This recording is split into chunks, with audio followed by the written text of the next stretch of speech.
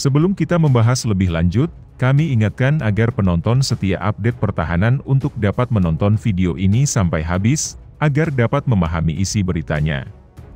Dilansir dari laman berita CNBC Indonesia, pemerintah Indonesia melalui Kementerian Pertahanan, dilaporkan telah menyepakati pembelian 6 unit jet tempur multiperan asal Perancis, Dassault Rafale.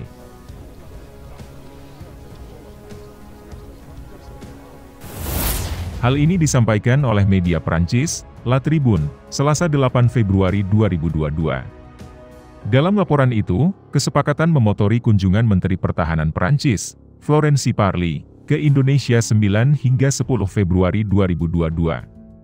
Kunjungan diharapkan mampu memperkuat kerjasama pertahanan antara Indonesia dan Prancis. Pesanan pertama ini tentu sederhana tetapi penting bagi produsen pesawat. Menhan Parly menginjakan kaki di pintu di negara yang belum pernah membeli pesawat tempur dari Prancis, tulis media itu. Namun, seperti apa kelanjutan beritanya? Mari kita kupas dan membahas berita ini lebih lanjut.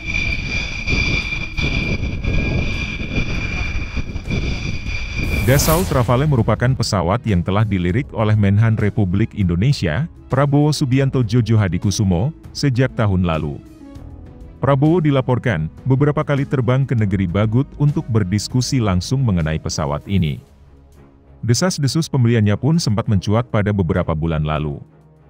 Pesawat buatan Dassault Aviation ini disebut-sebut oleh Kepala Staf Angkatan Udara Marsikal TNI Fajar Prasetyo sebagai salah satu armada yang akan digunakan dalam peremajaan alutsista. Mulai tahun ini hingga tahun 2024, kita akan segera merealisasikan akuisisi berbagai alutsista modern secara bertahap. Beberapa di antara alutsista tersebut adalah pesawat Multirole Combat Aircraft F-15X dan Dassault Rafale, radar GC-4, pesawat berkemampuan Airborne Early Warning, pesawat tanker yakni Multirole Tanker Transport, pesawat angkut C-130J, berkemampuan MEL dan berbagai alutsista lainnya, katanya dalam keterangan resminya kala itu. Sementara itu, Dassault Rafale sendiri memang bukan sebarang jet tempur.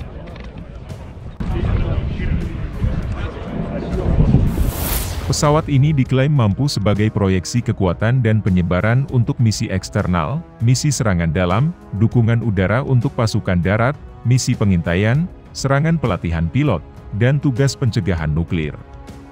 Sejauh ini beberapa negara telah menjadi pengguna Dassault Rafale. Setidaknya Prancis, India, dan Qatar telah memarkirkan pesawat ini di hanggar mereka.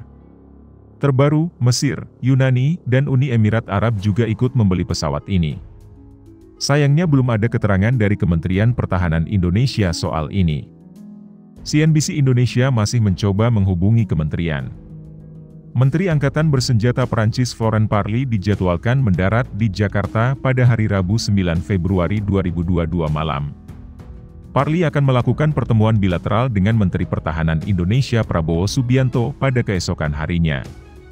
Dapat dipastikan bahwa salah satu agenda utama yang diusung oleh Parly adalah kelanjutan kontrak 36 jet tempur Rafale buatan Dassault Aviation, selain lobi untuk penjualan kapal selam kelas Scorpène buatan Naval Group. Sebelumnya, Parly diagendakan melawat ke Jakarta pada 22 Januari 2022, namun ditunda karena perkembangan COVID-19 yang mengkhawatirkan. Kunjungan mantan eksekutif Air France ini istimewa karena Indonesia hanya menjadi satu-satunya negara tujuan lawatan di Asia Pasifik. Dalam rapat pimpinan Kementerian Pertahanan pada 20 Januari 2022, Prabowo menyatakan kontrak akuisisi 36 jet tempur Rafale saat ini tinggal menunggu aktivasi kontrak. Kontrak Rafale hanya satu dari beberapa kontrak yang ditandatangani oleh Kemhan pada 2021 yang menunggu aktivasi. Aktivasi kontrak-kontrak tersebut akan sangat tergantung kapasitas fiskal pemerintah, khususnya pembiayaan dari Kementerian Keuangan untuk Kemhan pada tahun anggaran 2022 dan selanjutnya. Apabila diteliti lebih jauh, aktivasi kontrak yang telah ditandatangani oleh Kemhan pada 2021 dapat dibagi dalam dua kategori. Pertama, kontrak yang telah mendapatkan penetapan sumber pembiayaan PSP dari Menteri Keuangan Sri Mulyani Indrawati. Dari 31 kegiatan yang mendapatkan PSP senilai 5,8 miliar AS dolar, Setidaknya 2 kegiatan telah ditandatangani kontraknya oleh Kemhan hingga akhir 2021. 2 di antaranya terkait dengan sistem senjata TNI Angkatan Udara, yaitu pesawat LED Infighter Trainer dan dukungannya dan pesawat Multi-Role Transport Tanker dan dukungannya. Masih ada masa hingga 30 April 2022 bagi Kemhan untuk menandatangani kontrak kegiatan lainnya yang diakomodasi dalam PSP. Kedua, kontrak yang belum mendapatkan PSP dari Sri Mulyani. Sedikitnya terdapat 3 kegiatan yang kontraknya telah ditandatangani oleh Kemhan namun belum tercantum dalam PSP 2021, yaitu pembelian jet tempur Rafale sebesar 5,8 miliar euro, pengadaan fregat frame seharga 4,1 miliar dan akuisisi helikopter Bell 412 dengan nilai yang belum diketahui. Untuk kontrak-kontrak tersebut, kepastian pembiayaan menunggu terbitnya PSP dari Sri Mulyani pada tahun ini.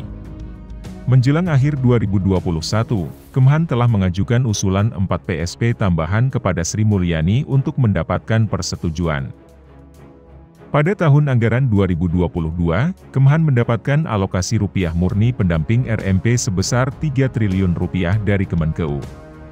Nilai tersebut sesuai dengan artikel penulis yang berjudul, Awan Mendung Pembiayaan Belanja Tahun 2022, yang dipublikasikan oleh CNBC Indonesia pada 6 September 2021. Padahal kebutuhan RMP pada tahun ini sekitar Rp 12 triliun 870 juta AS dolar, untuk mendampingi PSP 2021 senilai 5,8 miliar AS dolar. Dengan kata lain, hanya sebagian kecil kontrak saja pada PSP 2021 yang akan mendapatkan alokasi RMP agar dapat memasuki tahap aktivasi.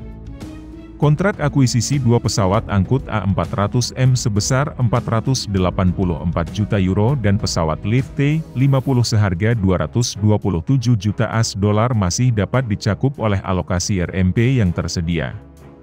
Untuk kontrak-kontrak yang telah ditandatangani dan mendapatkan RMP pada tahun fiskal 2022, aktivitasi kontrak menunggu penandatanganan loan agreement antara Kemenkeu dengan lenders. Belum diketahui lenders mana saja yang akan membiayai pembelian senjata dalam PSP 2021, namun diduga dapat berasal dari lembaga keuangan Eropa, Timur Tengah, Asia Timur, atau Bank BUMN cabang seberang lautan.